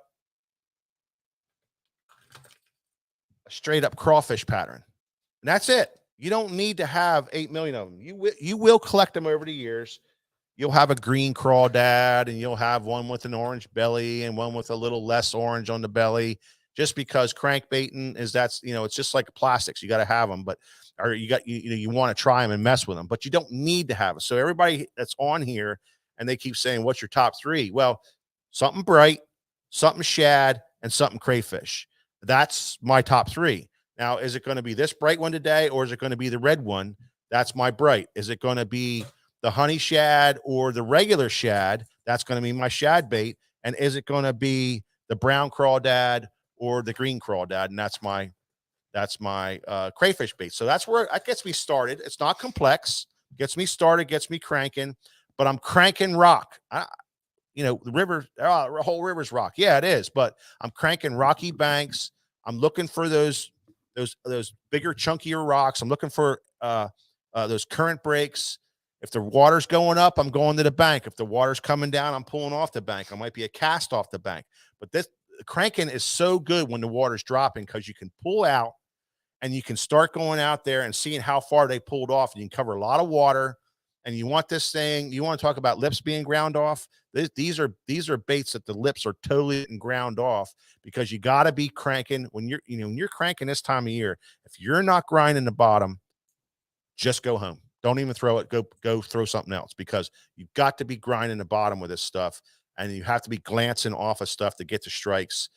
And that'll make a big difference for you. Mike, same question as George asked me. What are you doing with line? Well, nice thing about river fishing, you're not really fishing deep. So you're not really concerned about getting in, down real deep with it. So you can go a little bit heavier, 10 and 12 pound line is what we're throwing a lot. You can get away with 12 all day long and just grind the bottom. And that's what I really like. On my bait caster, I put 12, and on my, spinning rod, when you want to throw something like a shad wrap or something, then I'm going to go to 10 or like you said, or 8, but I don't have to. 10 and 12. That's all you have to do on the river. And you're just going to be fine with that. But the colors, don't get all crazy on it. I mean, you're going to want over time, you're going to have a buddy that says, "Hey, make sure you get this bait. We're going here. You make sure you have these with you." And you're going to end up with a nice box like George has over here that we collected over the years. And you're going to have all these colors. But I'm telling you, when you jump in the boat and fish with a lot of these guys, they're throwing just a few things, they're throwing a few things. George, what are you throwing? Well, I'm a tidal water guy for this discussion. And I'm doing a lot of the same things that you guys are doing, but my bait selection is a lot more focused. That early pre-spawn, I am 95% flat sides. So I'm throwing the Fritz side that you're talking about. In the 5, I'm throwing the chick magnet that Mike's talking about. I have tremendous confidence in that bait. As a matter of fact, I got to reload down to 2. But I also have found a couple of Rapala baits that have been really good for me. The OG Slim 6, which is the bigger OG Slim, is so powerful. I've caught. I had a phenomenal spring last year with that thing. Getting 5-6 foot of water out, or getting 5 and 6 foot of depth out of it, and it's got just that right amount of thump, but it's not real wide rolling. Very, very good bait. And the other bait that's also a Rapala bait that I have tremendous confidence in is a DT series, the 6 and the 8. The 6 is a standard, the Demon Red. They have a couple other reds. Reds are interchangeable in my book. The crawl with the crawl with the orange belly. I mean, that's where I'm at on tidal water. Mike touched on it briefly. I'm also a really big fan of the Little John. The standard Little John with the circuit board lip suits most of my purposes because I do tend to be a fairly shallow water fisherman. But I always carry a couple of the MDs because they'll go a couple feet deeper with that bigger lip. The important thing to remember here is, contact the cover. The important thing to remember here is that location of that drop off nearby, and the big round bodied baits, they don't play. The Fire Tiger color that Mike was pointing out, and the other two colors that I talked to you about, other than the very early pre-spawn, I don't even fish a shad color. I just don't. Set up a little heavier on the line because of the cover. When I'm river fishing in the winter, I fish 10-pound exclusively. When I'm lake fishing, reservoir fishing in the cold water, early pre-spawn 10-pound. When I go into tidal water, I step it up to a 12. Just because it's all. I mean, it can be a barge wreck, it can be a lay down, it can be a dock. It's all gonna foul you up and bust your line off. But the thing that I've learned over the last several years of really applying crankbait fishing, the crankbait is up here in the Northeast. It's 3/4 of the year. It's a major player. And there's something about that early pre-spawn that you get a lot more bites on a crankbait. I can't tell you how many times we've done it on the river. We've done it elsewhere where we've done what we should have been doing and how we should have been catching fish. And then we said, you know what? This isn't working. So if we do something else and it doesn't work, we're at the same place we're at. We pick up the crankbaits. I don't know if it's a matter of you're just covering way more water and you're putting the bait in front of more fish, or if it's that kind of a numbers game, or if it's just that kind of a triggering thing. But a DT6, a DT8, an OG6, a chick magnet, a Little John, you're going to catch fish. And you got to throw it. Like, we've been talking cranking for a year now. It's kind of been our thing. Yeah. But you're not going to pick that crankbait up and fish it down the bank and not get bit and say, "Oh, they're not eating a crankbait." No, go fish it down 5 more banks, because on a tidal body of water, that pre-spawn fish can be 6 pounds. Okay. Oh yeah. And when you bow up on them, you're like, okay, I get this now. Check your hooks often. Remember that cold water, their mouths are hard. Yeah. It's funny, George. Every time I would talk to you, it used to be jigs. To George about a jig, his eyes would light up. But I'm telling you what, lately, I mean, I'm it's never the crankbait. You know how they say you're never within farther than a foot away from a spider? I'm never farther away than a foot away from a jig. But I got to ask you a question. You've been bringing this up a lot lately, and we've got a lot of questions on it. You're talking about crankbaits with a circuit board lip. Yeah. What is the deal with the circuit board lip? People are asking that all the time. Well, I mean, for one thing, not all baits with circuit board lips will be better than baits with Lexan lips. The flat sides quite often will. The circuit board lip is thin. It digs instantly. It reacts a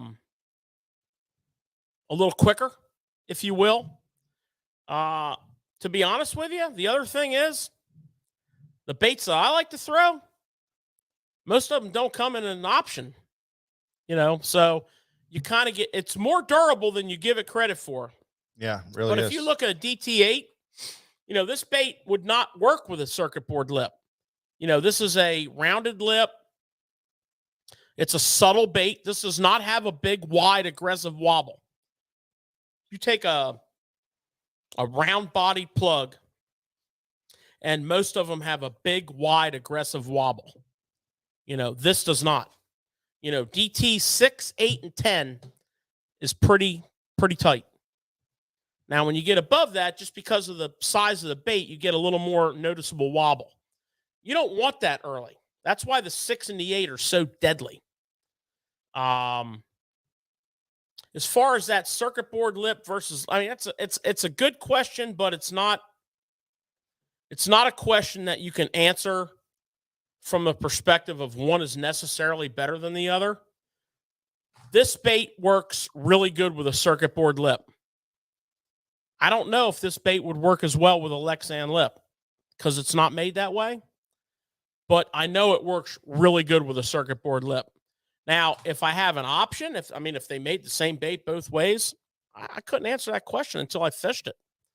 I like the fact that, they react instantly. Maybe that bait with a Lexan lip would do that also. But I know things like the Spro Little John, the Chick Magnet, they're great baits. Yep. Is it because of that lip? I don't know. Yep. The Fritz side, it's a great bait. Does not have a circuit board lip.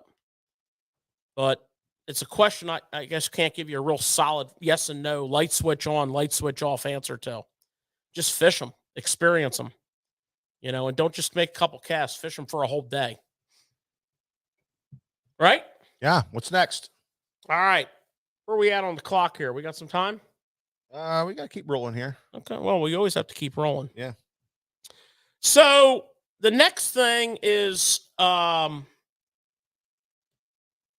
for a challenging pre-spawn bite when you have to slow down, but not like drag a bait, not necessarily a Texas rig or a jig type bait.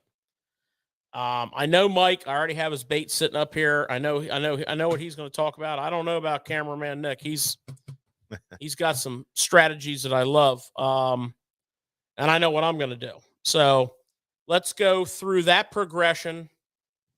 Not necessarily a specific bait. Yeah.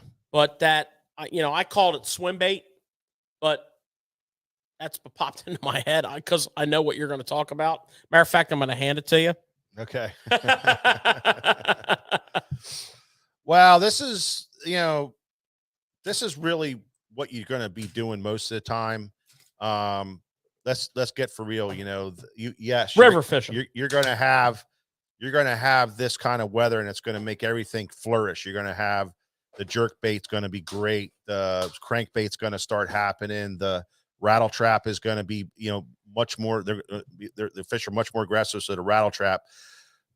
But the temperatures are changing all the time, up and down. So you're going to have these periods of time when the fish just go back to not chasing that much. You got to get more down in their face. All of a sudden, the jerk bait, you got to let it sit a lot longer. The crankbait bite just goes away. The rattle trap bite, you're yo-yoing real slow. You're maybe getting a couple more bites on that. This is when I break out the swing impact, 4-inch swing impact right here. And I break this bait out right here. Now, this is Sungill. You guys heard me talk about this a million times. This is one of my #1 winter baits. Something about that yellow on the belly. There's just something about that in cold water, especially if it's stained a little bit. This thing really, really shines. But also in clear water, you can catch, I don't know what it is about it, but this just that orange and that pumpkin. I don't know if it's the contrast or whatever it is. It's a bite. It's a fish bite getter. I do this one, and I do a bluegill or a crystal minnow, crystal shad, I think it's called, which has got some green flash in it. That's it. Throw these out. Fish them real slow. I fish it like a tube right on the bottom. I throw it out, let it hit the bottom. I pick it up. I let the current move it. Hits the bottom. I pick it up. I let the current move it just a little bit. I pick it up, let the current move it just a little bit. And this tail, you can see how, when I hold it, see how it's real limp? There's just so much movement in that thing that just takes a little bit of that, picking it up and letting the natural currents move that tail and make it look very natural. You're not chucking it out and reeling it back. I'm just bouncing on the bottom. So when things get really tough and, that cold comes back in, or in the morning when the cranking isn't happening and you're waiting for that, like Nick said, that warm up period in the afternoon, that 10 o'clock, 11 o'clock to 2 o'clock, you're not at that point yet. They're maybe a little bit more sluggish. You bust out a bait like this on the Susquehanna River, really any place there's smallmouth, but on the Susquehanna River, you bust this thing out, you fish it like I said, and you will catch fish. There's no doubt in my mind about that. This is called sungill. The other one you want is a bluegill, or you want the crystal shad. Is it called? No, it's crystal minnow. It's I think it's crystal shad. Mike, while he's looking at that, what is your key? Like, silver flash minnow. Oh, silver flash minnow. Yeah. What is your key? You think the way you rig it, the line what's your setup? I just don't rig it any crazy way. I fish, I fish a lot on this one. I fish a lot of eighth, whatever weight. Now the weight is based on a lot of things. Guys always say, hey, what weight should I get? Well, it's a really hard question. In our box, we carry 16th, 8th, 3/16 quarters, and not a lot, but 3/8. Depends on the current, how much current you got going on. It depends on the wind, how much wind you have going on. Depends on the depth of the water. Are you really out in that deeper stuff? Are you more up more towards the break? So, but it's always, for me, it's always a ball head jig and or a weedless, single wire jig. If I'm fishing in the sticks and stuff, and the water comes up and they go in the sticks, we have a jig we use, which is the, I can't think of the name of it right now. yeah, it's a shoot, it's right on the tip of my tongue. Anyway, it's a kind of like a stand-up-ish kind of jig with a wire guard on it. You can throw it more into it's a Gamakatsu. I think it's a Gamakatsu. It's that one with the black mushroom head or whatever looking thing on it. That's a Gamakatsu. It is a Gamakatsu. Yeah. Has a little wire guard on it. But that thing is fantastic, and you can throw it right up in the bushes, and you can just kind of hop that thing out there and just let it kind of go down through there and do the same thing, and you're not hanging up all the time. But most of the time, I'm open hook, 1/8 ounce, 3/16 quarter, open hook, 3/0 hook. Very important. 3/0 hook is what we use. And I use 8-pound test. I just real light 8-pound test. And I fish mine on a 7-1 medium or a 6/8 medium action rod.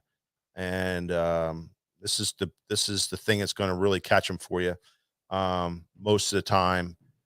In this situation, when it gets tough, you bust these things. Yeah, when it's tough. That's when it's tough like that. So these are the baits that you can definitely dial in on. Now, there's others, but we're talking about these swim baits in this limelight, and they are absolutely deadly. Always fish to swing. Throw your bait out on a quartering down cast, or not quite quartering, maybe just off a center, and just let that thing swing. Let the current swing it, and all you're doing is picking it up and you're letting it fall. Two things happens. You get a nice swing across a little wider piece of water there.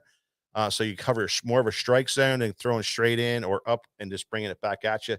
You're swinging nice in the current, number one. And number two is you're not hanging up as much. You are hanging up, but every time you hang up, you're pulling out of the rocks. You're pulling out of the rocks. you're pulling out of the rocks as it's swinging instead of pulling into the rocks on a pushing current. So that'll help you. Because listen, if you're not on the bottom dragging it hard, you're not getting bit. You've heard that a million times. This is a time of year where you're not on the bottom, you're not dragging hard on the bottom, you are not catching fish. So one of the biggest problems that I see with anglers is they're apprehensive because, you know, oh, if I hits the bottom too hard, I'm going to hung up, I'm going to lose my jig. Well, there again, George's patience with the slingshot, you know, popping it. 60% of the time it works all the time. Yeah, right. It's very good at, you know, keeping your cast going. I can tell you honestly, as soon as you feel yourself hanging up, I can tell you that I've popped a jig off all the time, 3, 4, 5 times on one cast, and I still continue that cast. And guess what? Towards the end of that cast, I've caught fish. So it keeps the bait in the water longer. You just can't be too impatient and apprehensive. You got to fish like really fluid and really bounce along nice and slow. So that's what I do. That's what I do. Well, what do you do, George? You know, when I get those really tough days, in the pre-spawn, you know, the early pre-spawn, I do the exact same thing, but it's a different size. Yeah. So a lot of my tidal water fish are feeding on yellow perch. I've got yellow perch getting ready to spawn. I've got yellow perch everywhere. And that sungill color is a yellow perch looking to happen. But I size it up. I go up to the 3.8.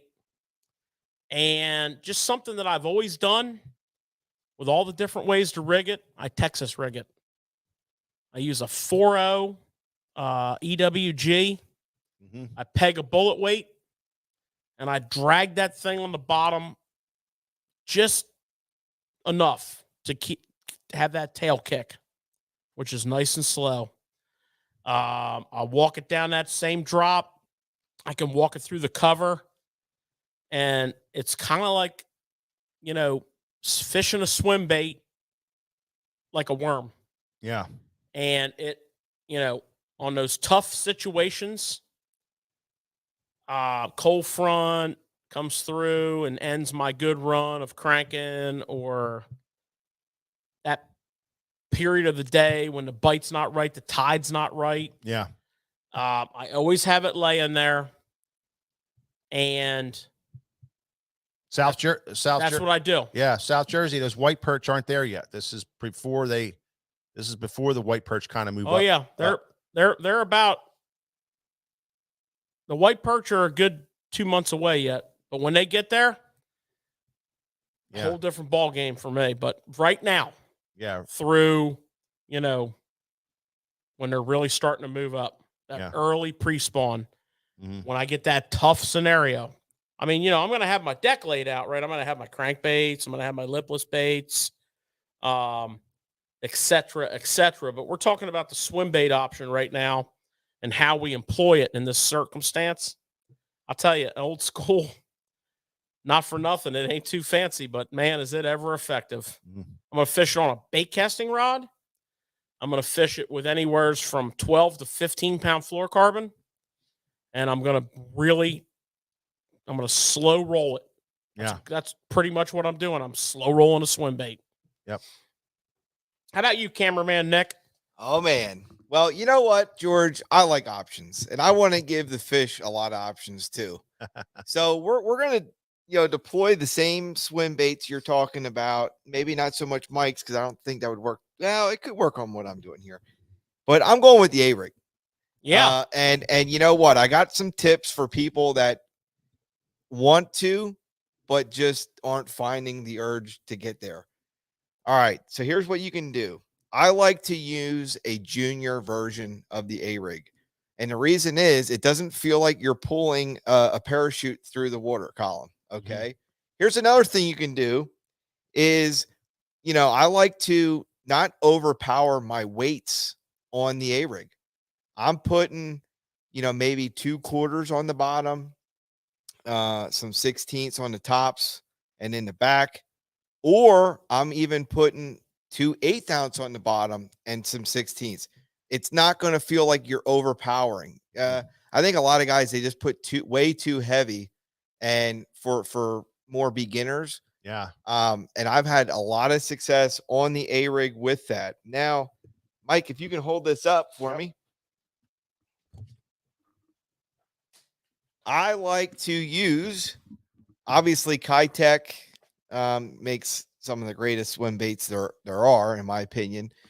A good 3.8. Or, the other one that I've caught a lot of fish on A-rigs with is Spark Shads. Load that bad boy up with some Spark Shads, and you're not going to be disappointed. Again, now the A-rig here is the original.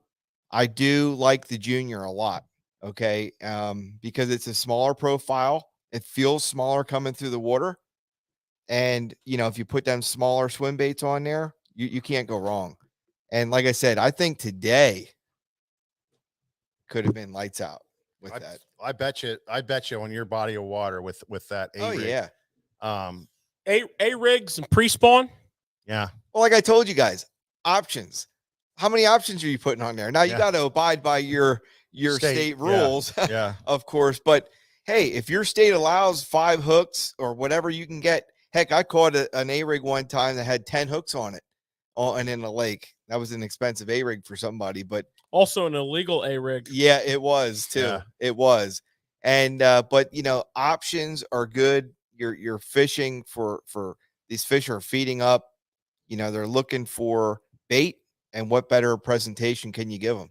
Yeah, and I agree. Even in river fishing, we throw the A-rig this time of year big time. When you get these little warming trends like this where they're chasing a little bit more. But, the funny thing about an A-rig is you can really slow that thing down, and you can get it to where you're almost even dragging it, getting really close to the bottom where you're almost dragging it. And man, is it deadly in that situation. And with what you're saying right there, if you lighten things up a little bit, you can really let it settle down and bring it real nice and slow. And you're not hanging up. And you're not hanging up. Right. But don't be afraid to fish around stuff that you would get hung up in. Sure. Because like you've been saying, that's where the fish are. Yeah, absolutely. Okay. They are. Absolutely. They definitely are. All right. Fantastic. Well, there's a couple of things right there. I think that we kind of explained it with a tidal water, a river, and a lake fishing with Nick. How we would approach it with these baits. Now, this isn't all the baits that you would use, but it's a good representation of the ones that we talked about. We could go all night long and talk about other things, but with these baits right here, this is the stuff that we like to throw a lot of as it's starting to get closer to the spawn, as you're coming out of that late winter and you're starting to come up through there. So I hope you take it away like that. We're not near where they're pushing and even sniffing at the spawning grounds yet. The next time we talk, we will talk about that.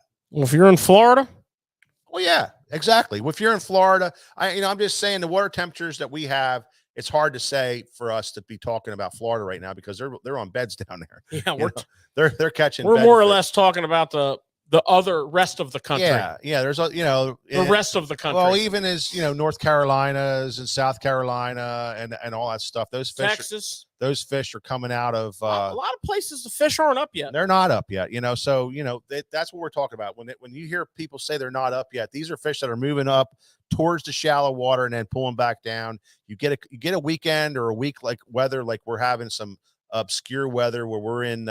We have almost 60 degrees the other day. Almost 70 degrees the other day. So, I saw a guy riding a motorcycle. I wanted to tell you that when I came back from the bank, I saw a guy riding a motorcycle with no shirt on. That day it was almost 70. Now, was he just pulling out of the parking lot of the hotel up the street here? No, he was like, oh man, I'm going to get some sun. He may have had a couple cocktails. Because once you start going, I rolled the window down right away and put my hand outside. Once you started going, it was a little chilly, but so, that's the kind of weather we're having. Guys, we have to go into our next phase of pre-spawn, on maybe next week's show or the week after that. Yeah.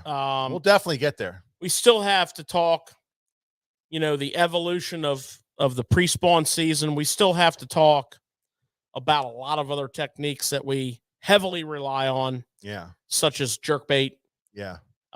such as jig. Yeah. But, Your favorite. for now, you can only do so much. Rome wasn't built in a day. You can only do so much. We didn't even talk about the chatterbait. Chatterwagon. We'll do some chatterwagon talk. So that's a whole nother, nother setup. And, some tweaks, some tips, some really the retrieve is the big thing on a lot of this stuff. And we're going to delve into that on our next opportunity, which I think is next week. Yeah. Next week. Furthering along the pre-spawn journey. Yeah. But, absolutely. We thought we'd knock a little bit out each week. Yep.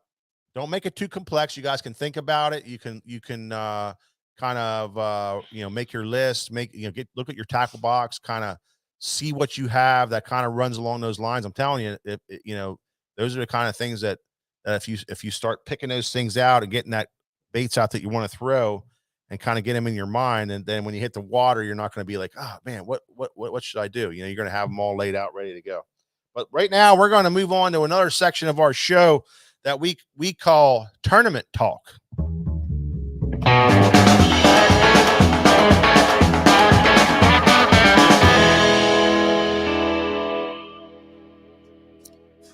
Well, it's been a crazy week for us, Nick, here at the old hacienda here at Susquehanna Fish and Tackle. We had computers tied up all week long watching our favorite lives.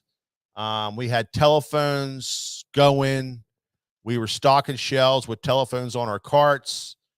We were watching every second of it, starting with the Major League fishing on Monday morning. And we watched that Monday, Tuesday, and Wednesday. And then they got trumped by the start of the Elite Series tournaments today. And it's just exciting stuff, man. Lots of fun watching it. Lots of fun seeing what's going on, how they're doing things, and how we talked about some of this stuff, the tournaments that we were watching earlier.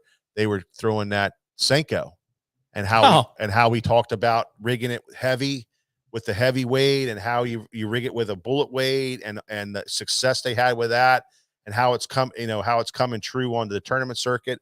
And then George has a bunch of notes for these couple tournaments we had that we're watching right now, where they're throwing the Senko. So it was neat to see that happening, and how it related to Tackle Shop Live and some of the stuff that we talked about on here. But we have two good tournaments going on right now. We do. We have the Bass Pro Tour on the Kissimmee chain. Oh yeah. So they had their qualifying round, and they're moving on to the knockout round. And a couple things that stuck out to me that we can learn from. Day one of the first day of qualifying, they had a big cold front the night before. It was 45 degrees in the morning. And, Florida strain fish, they don't like it. They do not like that. I mean, they are a lot like, somebody turned the heat on in the apartment, turn the heat off in the apartment. But Wheeler comes out of the gate, day one, first thing in the morning, flat calm, bluebird sky, not a cloud in the sky, classic cold front. Temperature drops 6 degrees. And what's he start off with? He starts off in a big old grass flat hydrilla, just straight up KVD and a jerkbait. Yeah. I mean, just sawing on that thing. And everybody else is slowly catching fish. And in 35 minutes, he was in first place with 14 pounds. So, once again, Yeah. 2 takeaways. Yeah. 2 takeaways. That was pretty powerful stuff, because as anglers, we get very, very conditioned to what we should be doing. Like what the book says. Okay. Now I think in today's day and age, with all of the various information outlets that we have, our own time on the water, we're much more willing to experiment because, we're learning. We're all learning at a much higher pace than ever before. So our minds are a little more open. But this right here, like his first cast of the tournament, I watched, and I'm like, what in the and he just started catching fish. And, a lot of that comes from the last couple years of the forward-facing sonar craze. Yeah. You Watching you fish, could see him watching those fish too when he was doing it. watching fish on the graph That was and cool. trying to make them react. Yeah. So, my number one takeaway is this year, let's all not get too locked in to what the book says. Let's not get too locked into what we previously have learned. For example, we talked a lot about crankbait fishing tonight. Last year was the year of the crankbait here on Tackle Shop Live, and we tried to make a crankbait work on every trip. As a result, we had an awesome day in 36-degree water. Would have never done that before. Mm-hmm. We had an awesome early season pre-spawn. Yeah. On the river. Yeah. In current. Yeah. Where the fish aren't in the current. Yeah. Yeah. Newsflash. Yeah. They are. They are. In the early season, 40-something degree water. Yeah. And you don't throw a crankbait for them. Well, newsflash, you do. Okay. So, we are all learning, and that was the takeaway from that tournament. Another interesting thing about that tournament, our guy, Keith Poche. We are big Keith Poche fans. Keith is a friend of the store. Yep. And we have him on when we can. He comes to the shop when he can. He's fishing the Bass Pro Tour. He's fishing the Elite Series. We're going to have to call Keith at the end of the week. Find out what's going on. Because he's fishing the Bass Pro Tour and did not go to the Elite Series. Now, to his credit, and being the awesome, phenomenal fisherman that he is, with well over $1 million in earnings, he's in the knockout round tomorrow. So he might be on a little something. Yeah. Well, that's the Bass Pro Tour. Tomorrow starts the knockout round, which they will take the 20 fishermen from A, 20 fishermen from B, and cut it down to, I want to say 10. Don't look at me. It's either 10 or 12. Do not look at me. I can't file that for anything. So, TBC, to be continued. But today is my Christmas. I came down the stairs this morning, and I went right over to the tree to see where my presents were. I mean, the Easter Bunny, Santa. I'm talking all that wrapped up in one because the Elite Series started today. I'm an Elite Series junkie of the highest magnitude. Love it. Love every second of it. And they kicked off their new season today on Okeechobee. You should see the Wi-Fi system I put in this son of a bitch so I can watch this stuff. I can literally watch this out in the parking lot. I mean, I'm probably going to get some kind of disease from the 5G that's blowing through my brain pan. I'm just saying, man. It's like I can feel it. You don't care though, because at least you're getting to watch your show. Hey, man, put me in the ground happy. Yeah. I just want to tell you this. Today on Okeechobee, Ernie Schultz. Gosh. 28-11. Wow. Hit an 8-pounder. Almost a 9-pounder. Scott Martin. 25-11. Interesting thing Scott Martin said. Prop bait. He found this area. Yesterday would not have eaten a prop bait. The day before that, they would not have eaten a prop bait. He said down here in Florida, which I think we can translate to our part of the world, the most important thing for that pre-spawn / spawn time of the year is warm nighttime temperatures, and they ate his prop bait. So for those of you who don't know what I'm talking about a top water with a prop on both ends, long like a pen. Devil's Horse is the original. Yeah. Rapala makes probably one of the best on the market in their X-Rap series, the X-Rap prop. But very, very interesting. Great footage. Learned a ton. Listen, 11 bags over 20. Okay. Tough day, too. I mean, Florida, Okeechobee, anywhere's in Florida, 14 to 15 pounds a day in a 4-day tournament. If you can catch 14 or 15 pounds and then have a good day, you're in it. Which brings me to my favorite fisherman on planet Earth, GDP. 57th place with 14.3. And a lot of people are like, oh, that's not good. Well, actually, that's really good because it's super hard to duplicate those big weights. The overall feel is 80 pounds. And let's say a guy like Cooper Gallant, who, I mean, we love Cooper Gallant. Man, I'd love to see him. He's in 9th place. That was so awesome. 21 pounds. Let's say he catches 15 tomorrow and GDP catches 21, 22. Yeah. They basically flip-flop. So this thing is wide open. It is. It's game on. Also on the topic of GDP, if you go to bassmaster.com, they gave him some love and they did an awesome sequence of his day from the morning on. Yeah, like a photo shoot. Like they gave him some love. So great stuff. Keith Poche's fishing the Bass Pro Tour. We're going to have to wait till next week on Seminole to see the old gator tracks busting stumps. You know what's funny? George is pumped up. Yeah, he was a little worried about after football season, but he's right in his zone right now. Oh, I'm good to go now. This will take me to next football season. The elites started at the perfect time because depression was just kind of surfacing there, but this kicked in, took them to a whole new level, man. I'm good, dude. I made a lot of money on Super Bowl Sunday. Yeah. So yeah, that's our tournament talk segment. You know, thank ESPN. Yeah. Love it.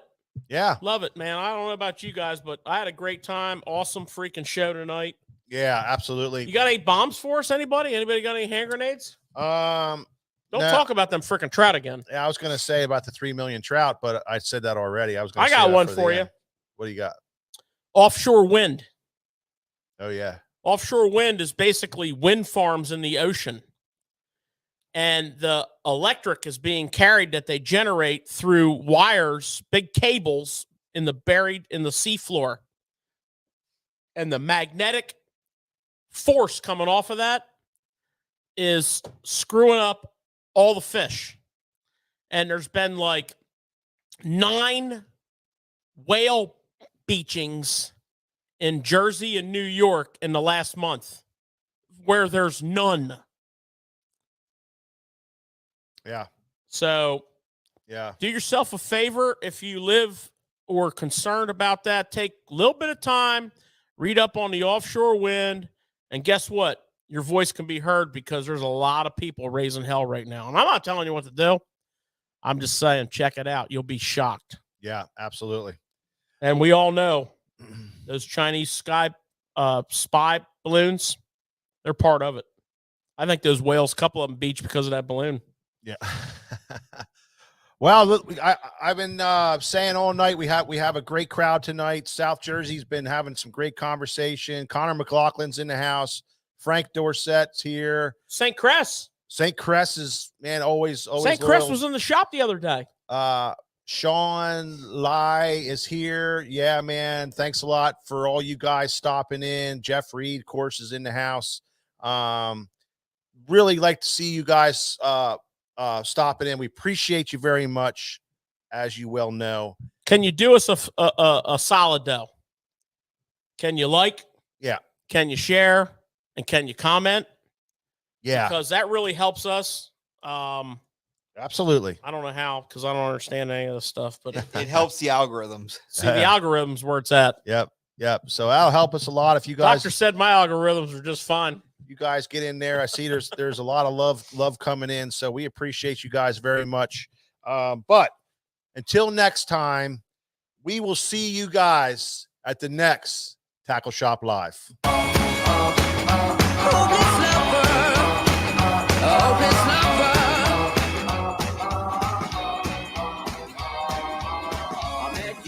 Sunny day, right there you took my breath away. Young and pretty, was it just a dream? The next day you called me up, you told me I'm your little buttercup. You came over and you fell into my arms. Well, I know what I feel. Please tell me your love is real. You make me smile when I think of you. If I am down, oh, and I am blue, I can't get enough. You make me happy, I feel so fine. Oh, how I wish that you were mine. I can't get enough.